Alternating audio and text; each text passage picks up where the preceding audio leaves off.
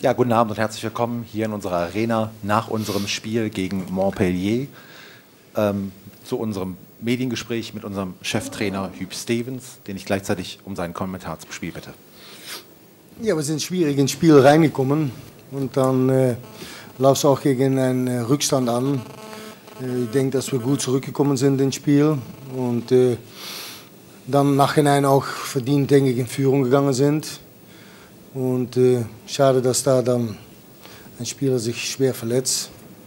Aber ja, was wir nachhinein dann tun, das ist das Spiel kontrollieren. Aber auf eine Art und Weise, wo dann auch noch Chancen entstehen. Und du weißt, auf dieses Niveau musst du die Chance nutzen, die was du bekommst, weil sonst kriegst du Probleme. Auch gegen 10 Franzosen kannst du dann in die Probleme kommen, weil kicken können die. Das habe ich auch vor das Spiel gesagt. Aber darum ist es schade, dass wir den Sack nicht zugemacht haben. Alors, nous avons certainement connu une entame difficile. Il a fallu courir après le score. Après, bon, on a quand même le mérite de revenir assez vite au score. Ensuite, on prend même l'avantage en début de deuxième mi-temps. Je crois que c'était mérité. Malheureusement, sur l'action, on a un joueur qui se blesse, qui se fait très mal. Puis il faut quand même avoir le contrôle du match et on arrive surtout à se créer énormément d'opportunités. Et à ce niveau-là, il faut les mettre au fond. Parce que même contre une équipe réduite à 10, ça ne pardonne pas quand on ne les met pas au fond. On l'avait dit avant le match et nous, on a justement raté l'occasion de tuer la rencontre. Vielen Dank, Herr Stevens. Gibt es Ihrerseits Fragen an Trainer Huub Stevens? Dann darf ich kurz ums Handzeichen bitten. Merci, vos questions. Heiko Buschmann. Herr Stevens, Ihr Kollege René Girard hat gerade bemängelt, dass Sie ein bisschen Respekt haben fehlen lassen. Er sprach von starken Aussagen ihm gegenüber oder Gesten ins Spielfeld hinein. Was meint er damit? Ich kann nur sagen, dass, wie heißt der Mann? Ich glaube Girard. Girard? Ja. Ich glaube, dass dieser Mann nur eine Frage war, bei jedes Fall für eine gelbe Karte von uns. Und das tut man nicht. Das ist nicht fair. Und das habe ich ihm gesagt. Das habe ich auch der vierte Official gesagt. Und was er dann von sich gibt nach dem Spiel, das tut man nicht. Das ist nicht das Niveau, was du in den Champions League bringen musst. Das ist unwürdig. Weil dann denkt er auch noch, dass wir dann beispielsweise einen Ball ausspielen für einen Spieler, der auf der Platz liegt. Wenn er die ganze Zeit gefragt hat gelbe Karte bei Fouls von uns. Ja, dann gehen wir doch weiter. Wir brauchen doch den Ball nicht auszuspielen.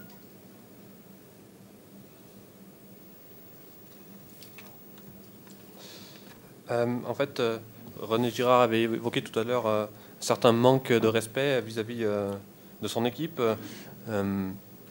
C'est quelques gestes qui l'ont apparemment agacé. À quoi se réfère-t-il selon vous? Comment s'appelle-t-il déjà Girard. Ok. Ben, ce que je trouve déjà regrettable, c'est qu'il ait réclamé à chaque fois les avertissements pour mes joueurs, que l'arbitre sorte bien les cartons jaunes. Je trouve que c'est quelque chose qui à ce niveau-là ne se fait pas. C'est tout sauf du fair play. Et je crois que le quatrième officiel lui a d'ailleurs signifié. Et après, avoir des déclarations comme ça en conférence de presse, c'est peut-être pas forcément non plus très heureux. Enfin, je veux dire, c'est pas digne du niveau de l'AC1, je trouve. Et après, réclamer aussi en cours de match qu'on mette la balle bien hors du terrain comme il se doit, c'est peut-être une chose, mais réclamer en même temps aussi à chaque fois des avertissements, que mes joueurs écopent de divers cartons jaunes, je trouve ça pas vraiment bien. Gibt es weitere Fragen? Philipp Seldorf. Herr Stevens, das Spiel in Düsseldorf ist ja noch in Erinnerung, inwieweit... Bei euch, bei mir nicht mehr, weil das Spiel von heute muss ich noch erstmal verarbeiten, ja, und dann konzentrieren wir uns dann wieder auf Samstag. Weil das Spiel hatten wir abgehakt, glaube ich. Aber für euch nicht, das weiß ich. Aber für uns schon. Trotzdem die Frage... ja, trotzdem meine Antwort. Ja, ich versuche es auch. Ja, so ist es doch. Der Sieg war ja eigentlich schien doch relativ sicher zu sein. Ja. Wie enttäuscht sind Sie darüber, dass es dann doch nur ein Remis wurde? Ja, ich bin enttäuscht, ja. Aber die Jungs sind auch enttäuscht. Aber was muss ich dann? Es geht weiter.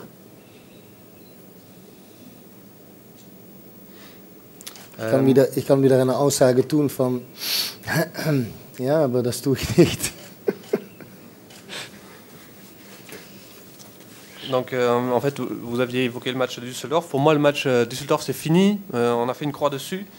Oui, mais je voulais quand même poser une question. Oui, mais c'est ma réponse.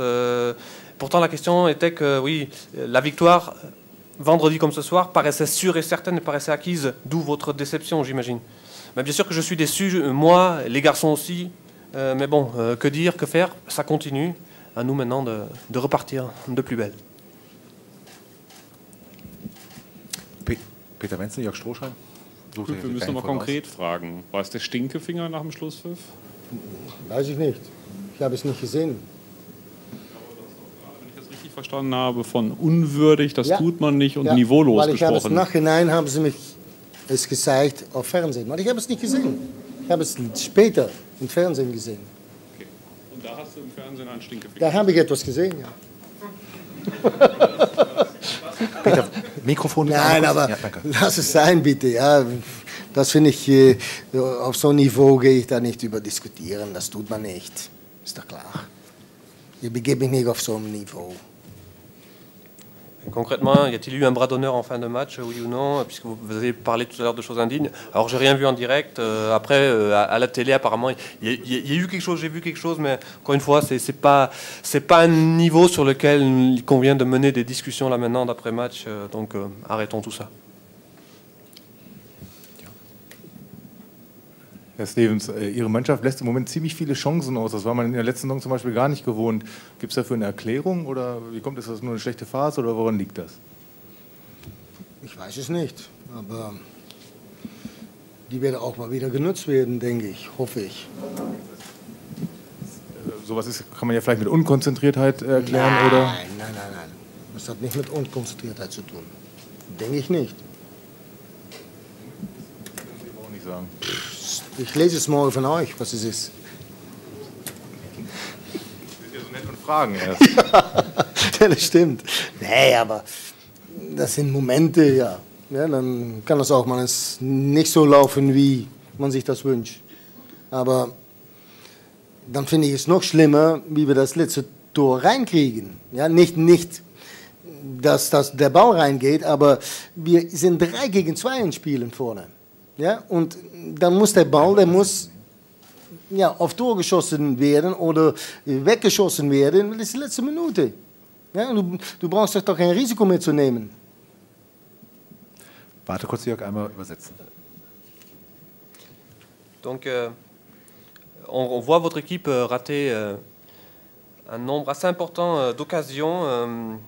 C'est quelque chose d'inhabituel, on ne connaissait pas de la saison dernière. C'est une mauvaise passe. C'est grave, docteur. Et je pense que quand même on arrivera bientôt à retrouver notre efficacité. Est-ce que c'est un manque de concentration? Non. C'est quoi? Alors, je le lirai certainement dans la presse demain. Mais bon, nous avons au moins le réflexe de vous demander. Il y a des moments comme ça dans le football. Ça ne va pas forcément toujours comme on veut. Ce qui me fait plus mal, effectivement, c'est le but encaissé derrière. Alors qu'avant, on a l'occasion de tuer le match, on doit tout simplement concrétiser cette grosse occasion et sans risque, sans prendre le moindre risque, on n'y arrive pas et derrière on est puni. Jörg, jetzt. Gerne nochmal nachfragen. Unmittelbar vor dem Ausgleich hatte ja Klaas-Jan Huntelaar auf der rechten Seite den Ball verloren, wenn ich es richtig gesehen habe, und hat seinen Gegenspieler festgehalten und dann wieder losgelassen. Und er hatte ja schon gelb. Hätte er Ihrer Meinung ihn festhalten müssen und eine rote Karte kassieren, also gelb-rot kassieren müssen, oder war das richtig, die Entscheidung? Ich finde, nein, es geht nicht um, ob der einen Foul machen muss da oder was dann auch. Da geht es gar nicht um. Es geht darum, dass wir Ballbesitz haben mit 3-2. Und das spielen wir ja so aus, dass sie wieder in Ballbesitz kommen. Und das darf uns nicht passieren. Dann muss der Ball auf Tor geschossen werden, dass du wieder in die Organisation kommen kannst. Und jetzt laufen sie in die letzte Minute gegen Counter mit 2-1. Ja? Und das leiten wir selbst ein. Das darf nicht passieren. Juste avant le 2 partout, en fait, il y a eu une perte de balle de Huntelaar qui a d'ailleurs rattrapé son vis-à-vis et qui l'a retenu, mais qui l'a relâché ensuite, craignant peut-être de se faire expulser. Est-ce qu'il aurait dû le retenir par le maillot, le faucher, faire faute pour justement que ce but n'arrive pas? Non, il ne s'agit pas forcément de commettre ou non une faute. C'est simplement une question de possession de balle dans une situation décisive comme celle-ci. On est à 3 contre 2 sur cette action et au lieu de finir en frappant au but, on leur redonne la possession de la balle. Et ça, c'est quelque chose d'impardonnable parce qu'on se fait prendre en compte finalement. Alors qu'on mène 2-1 et qu'on est vraiment à quelques encablures de cette fin de rencontre. Erst Oliver Müller, dann Peter Müller. Mal unabhängig von den Gründen, wie das in der zweiten Halbzeit in Düsseldorf zustande gekommen ist oder heute in der Schlussphase, fürchten Sie, dass Ihre Mannschaft aufgrund dieser Wiederholung der Negativereignisse einen Knacks kriegen könnte? Hoffe ich nicht. Craignez-vous, après le scénario de Düsseldorf et celui de ce soir, donc début tardif, encaissé sur le tard, est-ce que votre équipe a pris un coup sur la tête durable pour le reste de la saison, enfin pour les matchs à venir? J'espère que non. Solange wie man sich Chancen herausspielt, ist es noch nicht so schlecht, denke ich.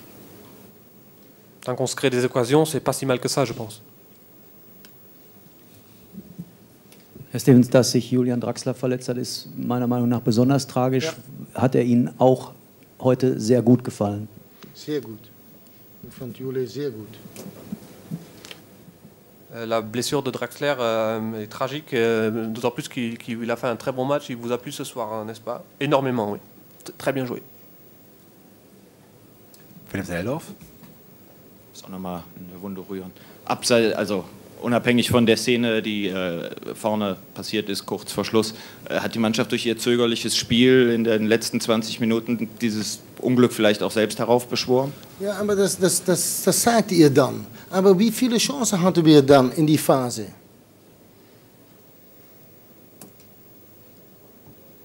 Genau, das finde ich viel. Auf Champions-Ebene, denke ich. Und die nutzen wir nicht. Ja, dann fragst du um Probleme.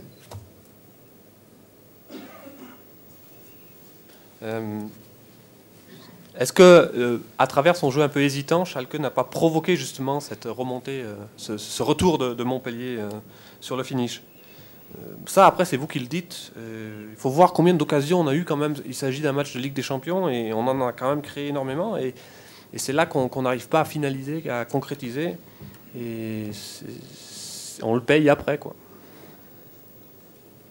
Weil ich glaube, dass Montpellier keine schlechte Mannschaft hat. Montpellier n'a pas une mauvaise équipe, attention. Hein. Auch al spielen sie dann mit 10 Leuten, wenn sie dann so eine Counter zulässt, dann, ja, das ist ärgerlich natürlich. Ja, weil du darfst der Counter nicht zulassen. Und dann kannst du sagen, ja, Klaas-Jan muss ein Foul machen. Nein, wenn al eine gelbe hat, dann muss das nicht tun. Ja, aber dann, ich finde, es fängt vorher an. Du darfst nicht den Ball da verlieren. Dann musst du auf Tor schießen. Oder, weiß ich, das Stadion ausschießen, was dann auch. Ja, nein, aber dann kannst du wieder in die Organisation kommen. Und jetzt laufst du gegen einen Counter, was gar nicht nötig ist. Aber vorher hatten wir unsere Chance. Jörg Strohschein. Pardon. Donc, c'est vrai qu'à la 2-1, enfin, je veux dire, on avait tout pour l'emporter. Mais encore une fois, Montpellier est une bonne équipe et qui, même en évoluant à 10, a cherché sa chance. Et c'est rageant parce que nous, on encaisse ce but sur une contre-attaque. Mais la faute, il ne faut pas forcément la commettre, hein, pour revenir à la discussion tout à l'heure, puisqu'il est averti, Huntelaar, donc il n'a pas à risquer le rouge. C'est avant, la perte de balle qui ne doit jamais se produire. Il faut frapper où que ce soit sur le but et envoyer le ballon dans les tribunes s'il le faut, mais il faut se donner le temps justement de se réorganiser, de se replacer et d'éviter de se faire prendre en compte aussi inutilement, aussi bêtement comme ça l'a été le cas. Et surtout, bien sûr, il faut mettre au fond l'occasion qu'on se crée avant. So, die letzten beiden Fragen bitte. Einer von Jörg Stroh. Es gab es ja nach dem Spiel in Düsseldorf gab es ja eine Aussprache am Tag danach. Wer hat das gebracht? Ja, das hat der Herr Held ja auch so gesagt. Wer hat das gesagt? Ihr Manager, Herr Held. Dass man miteinander gesprochen hat. Was intern ist intern, sage ich immer. Ja, geht ja nicht über die Inhalte, es geht ja nur um den Vorfall, dass es eine Aussprache gab. Wie reagiert man jetzt? Muss es jetzt eine neue Aussprache geben oder wie reagiert man auf so eine Niederlage, auf so eine erneute Enttäuschung? Ich weiß, dass ich gesagt habe, Schweigen ist Gold und ich habe den Tag nachhinein auch nichts gesagt. Aber wenn ich dann lese, Krisesitzung und wieder nach, dann sage ich, na super, aber ich weiß nirgends wovon. La question était, il y a eu un serment apparemment après le match de Düsseldorf, quoi, un serment. Moi je dis, ce qui est interne doit le rester. Bon, toujours est-il, il ne s'agit pas forcément du contenu, mais il y a eu apparemment quand même un discours assez musclé derrière. Qu'est-ce qu'il faut maintenant? Comment faut-il réagir? Doit-il y avoir un nouveau serment par rapport au prochain match? Je dis parfois que le silence est d'or et je pense que, là, quand je lis dans la presse qu'il y a eu apparemment une réunion, un sommet de crise, moi je dis ouais, c'est bien joli tout ça, mais ça ne correspond pas à la réalité. Et voilà quoi, donc je n'en dirai pas plus là-dessus.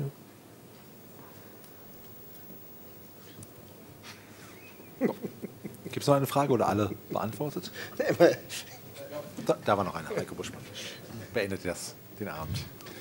Herr Stevens, wie haben Sie denn heute die Stimmung in der Arena empfunden, insbesondere in der letzten Viertelstunde, 20 Minuten, als schon mal das Geraune losging, teilweise Pfiffe, obwohl Ihre Mannschaft ja einen Rückstand aufgeholt hatte und 2:1 in Führung war? Ja, ich finde, dass die Jungs ein gutes Antwort gegeben haben nach der Rückstand. Ja? Und dann kann man sagen, ja, dann muss man das dritte Tor, ja natürlich müssen wir das dritte Tor machen. Und wir hatten unsere Chance. Dus darum, ich weiß nicht, was wir dann noch mehr tun müssen. Nein, ich weiß, was du willst fragen, was du willst hören von mir, aber das hörst du nicht von mir, Heiko. Nein, weil ich hab das auch nicht, ich habe die Nordkurven gehört. Die haben uns super unterstützt, muss ich sagen. Und ich hörte auch, dass irgendwo auf der Tribüne belebt werden mussten oder wie denn auch. Hörte ich etwas von. Auf der Tribüne ist, ja, scheinbar. Ja, genau. Ja. Das war sogar und da kann ich mir vorstellen, dass die Leute uns nicht, dass die mit den Gedanken da bei der Person waren. Das kann ich mir vorstellen. Also das ist ja traurig. Question, les 15 dernières 20 minutes du match, comment avez-vous vécu l'ambiance dans les travées? Parce que quelques sifflets, quelques grondements se sont quand même élevés des tribunes, alors que l'équipe avait quand même réussi à prendre l'avantage et menait 2-1. Je trouve que les gars ont donné la réponse qu'il fallait après avoir justement été menés au score. Et ils ont renversé la vapeur et inverser la tendance, et après c'est clair qu'il faut mettre ce troisième but, voilà, c'est peut-être le seul reproche, mais sinon j'ai rien à reprocher à mes joueurs, hein. On peut pas leur en demander plus, ils ont fait ce qu'ils ont pu, et puis par rapport au public, moi je peux dire que j'ai vraiment entendu la Nordkurve, le virage nord, qui nous a bien encouragés, qui nous a offert un soutien sans faille, et puis j'ai entendu qu'une personne a dû être réanimée, c'est toujours quelque chose bien sûr de très émouvant et de très triste, alors j'imagine que les personnes autour de cette victime eh bien, se sont surtout préoccupés de son état de santé. Vielen Dank und Ihnen allen noch einen schönen Abend. Merci. Bonne soirée, suite et fin. Au revoir.